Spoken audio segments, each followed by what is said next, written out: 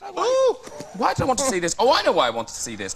Because, right... It's got a baby photo Yeah, this is Dead or Alive. Now, there's people now, and here is how nature intended. Oh, come on, you look, I only went a little bit...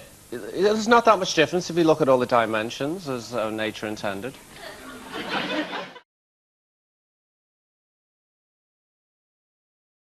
Which is a lot of the time I was growing up when I had an older brother that played a lot of records. The men never interested me. At all? No. So of course that's the way I Like It, or You Like It, or somebody likes it anyway. It was your first big hit. Which one was it? That's the Way I Like It. That's the Way I Like It was the big hit, yeah. Which you covered on KC. And you were just saying that you never liked the song. No, I liked the song when I was a child, and I covered it for the LP. Thinking in terms of gay, straight, or black or white, it's my upbringing. It's not something that's been politically heaped upon me. The world that I grew up in was a very different world than most people grow up in today, and nothing was wrong, and everybody was the same. But they had you as a guest on Blue Peter. I know. Yeah. And the things Blue Peter made me do when I was a child. Remember that tortoise they had called Fred? Not right. I painted my tortoise. It was a lady, but I painted it Fred, and it died because it was lead-based paint. How we laugh. No, two things. Is it true that when you were growing up you were very influenced by Red Indians? You loved American Indians? Oh, I was absolutely crazy about that. I lived in a teepee. No, he's not making that up. You did live in a teepee, didn't you? I did, yeah. My mother used to have to bring... I went to school very late. And when I did finally go to school, my terms of being at the school were that I could have my teepee outside in the playground. So she would roll up at break time and set up the teepee. And I'd take up residence in the teepee and take visits from the other children in the teepee. And also I refused to remove my Red Indian headdress and wall plaques. But I was deadly serious about that, so that was a sign of something to come, really. It really was, wasn't it? Yeah. The clues were there. Yeah. We touched on a little bit earlier on how you were working in a record store in Liverpool, and how you had an image there that really sort of set you apart, and you're a bit of a legend. I'm just thinking, in the early days, what sort of an image were you pursuing, or was it an image at all you were pursuing, or was it just... I was always, as a kid, I didn't even, people always think I'm from Liverpool, and I'm not. I'm from a place a long way away from Liverpool, the country village, and I suppose I had what people would term eccentric parents, because they weren't English, they were Austrian and stuff, and I was allowed to grow up with a lot of self-expression. I mean, I didn't go to school in the normal way that kids go to. I wasn't put into school until I was about 7. I was taken out when I was about 11 because it wasn't good for me. I was just encouraged to, you know, I was always given paints and things to make and stuff like that, and you know, that expands to doing it to yourself. And I had no idea of what was right and wrong, or what was acceptable and what wasn't, or the connotations of dressing up strangely. It was something that was encouraged from childhood. You grew up in, was it Cheshire? Yeah, the Wirral. The Wirral. Port Sunlight. And what sort of a life did you have as a kid? What was the family background like? Totally isolated. I think I was the only child in that village for a long time. Oh yeah. Yeah, and my mother was German and my father was English, and it was a very unusual upbringing, I guess. I didn't know that at the time. But even though you were isolated, why would it have been an unusual upbringing? Because there was no other children in the village. So that made it different. You had to occupy yourself. And there was no other half-German children in the village. Yeah. Your mum, you can see in the book as well, she was a pivotal, you know, well, I was very much her baby. I was her child. I was the sensitive child. Yeah, and she would look after you in that way. She didn't look after me on any level. She threw me to the wolves, but she allowed me to express myself, and she believed that nothing was wrong or harmful. I didn't really have a childhood. His mother suffered from depression, drug and alcohol dependency throughout his childhood, and attempted suicide several times, often when the young Pete was home alone. I heard some sound that was just wrong. I pushed everything away from the door upstairs, and she'd sliced her wrists open and the veins were hanging out. I'm not like Norman Bates in Psycho, who idolises my mother, because as far as parental skills go in the conventional world, she certainly wasn't a mother. When she was the best human being that I've ever had the privilege of being in the company of. And I know that she had a special plan for me. She's called me Star Baby. and she knew that there was something special in me. I grew up until I was 5 speaking German and a bit of French. There was no English spoken in my house. My father spoke to my mother in French, she spoke to me in German, and she decided I was not going to have formal education, because what good would the Battle of Hastings do me in life? And she encouraged me to create and create and create, and there were no boundaries, and there was no male or female.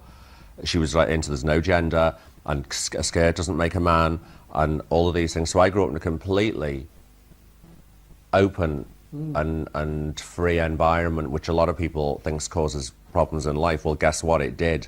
But those problems make you stronger. I'll tell you what. It feels so strange being here, it really does. It's not... I know that it'll stay with me for a few days after I've left. It's actually quite a depressing experience to be here. So many memories everywhere I look. To get rid of that So poison. weird to be back here. Yeah. Seeing that bridge, seeing the phone boxes, seeing the train station, seeing the house. Yeah. Does it feel like you're coming back to your life that as a different person? It just feels... I feel exactly the same as I did then. I just want to leave. Yeah. Well, here we are at the Dell Bridge. This is a place that I used to come to try and... It wasn't so much solitude, it was to try and get some peace of mind. I'd sit on one of these benches or something like that. I also once found my mother unconscious on one of the seats here as well. She'd taken some kind of overdose as well. So everything is peppered with memories of her trauma, really. And it's a strange place because it looks so beautiful in one sense, and yet it all feels so contained in another. Well, it is, like, there's the factory surrounding it. The factory's a bit, makes it like a bit of a gated, walled-in community. Yeah, it's like, keep everything out. Pete felt anxious walking round his hometown, so I suggested driving him to the places that held the most personal memories. These phone boxes held a lot of memory for me, because I would actually get off at that train station when I finished work in Liverpool and go to the phone boxes and stay on the phone to Lynn for hours, because I actually didn't want to go home and face what was going on in life. Pete lived in Port Sunlight until his mid-teens. He met his future wife Lynn while he was working in a Liverpool hairdressing salon. This is where I could basically see my own front door from and feel the dread of what was going on, if it was a good day for mum or not a good day for mum. I get to this corner and I could see the front door. Yeah, there it is. The rhythm of my life growing up in that house, to me it's like Hell House. I can't... The rhythm of life, she was... Obviously, when the Gestapo occupation went on in Germany and stuff like that, people lived behind locked doors and stuff like that. But every single day of my life, as soon as my dad left for work, curtains were drawn, doors were bolted, keys changed. Yeah, like being in prison. And then if there was any upheaval in the house, all of the locks would change, which is a habit that I'd picked up as well. It's like I didn't realise at the time. I realised months later how silly that is. I've got so many traits of her in me that I don't want. I don't want them in me. And it's through a lot of conversations with Michael, because we were having a talk, it was a heated talk, and he suddenly said to me that woman committed child abuse. And I was like really shocked that he'd say that, because you held your mother sacred. Of course. He said she was a crazy bitch. And she was. But that was very brave of Michael to do that. I don't think anybody around you would have had the guts to say that to you. It's sort of, I didn't really have a childhood. I was caring for her all the time, and I don't mind having done that, because I learned a lot. But as far as getting an education, I didn't get a formal education. I was taken out of schools. Her alcohol problem, which alcohol and prescription drug problem, was so huge, and there were so many suicide attempts and stuff like that. I was the one caring for her while my dad concentrated on his career. I think in those times it was a stiff upper lip time, and when there was a problem behind closed doors, you kept it behind closed doors. But I was the child who was actually trying to save her all the time. And I'd get off at the train station, and I don't know if I've already said this, I would see the house, and I would know something wasn't right in the house. I'd see that door, I'd see the leaded kitchen windows, I'd know the door was going to be locked, I'd know that I'd have to break into the house, and something told me. It was on one occasion, and this must have been some kind of psychic awareness. Something told me to break the window and open the window very carefully. Yeah. How would I know she had the wouldn't gas know, on for yeah. hours? I took the glass out of the leaded window. I put my hand in. I opened it very smoothly. There she is with her head in the gas oven, unconscious on codeine. If my dad had been more, just stronger, just slapped her across the face once, just said enough is enough or got some help, it would have all been so different. I think that it's left me, I think also her terrible depressions and her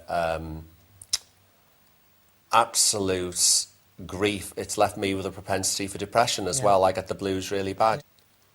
It's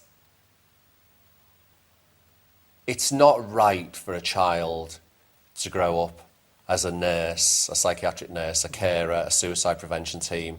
It's not right for a child to live in a house when one of the parents is like that and not have a telephone to contact people and have to run to phone boxes and run to neighbours and stuff like that. All I can remember is cold sweats. I just used to have cold sweats when I was a kid. I didn't know where to go or what to do. And my dad was locked away in Lever Brothers and unreachable. And I'd have those endless hours of the day to get through. You know, in my relationship with Michael, we've been married now a year and we've been together for 5 years. He does everything for me, and it's like I'm incapable of doing anything around the house. I can't even cook a meal. I can't even turn the cooker on. But yet when I was growing up with her, I did all those things. You had to do all these things? Yeah, but now I can't. I just can't do it. Yeah. It's as though a memory of it has cut the abilities out of me. I ran the home. Yeah. I put my dad's tea on the table. I put his lunch on the table. I did the shopping. I did everything, but I did it all so young. But it hasn't left any knowledge or coping skills in me whatsoever. Yeah. I've got so much residual anger. Yeah. I don't know if anger's the right word. I don't think it is. I don't know if it's the right word, but I've got a lot of parental issues to deal with. I haven't actually spoken to my dad for years. Do we carry those things with us for life, or do we just let them go? Do we just grow out of them? I don't know. I mean, I didn't really have a childhood. Yeah.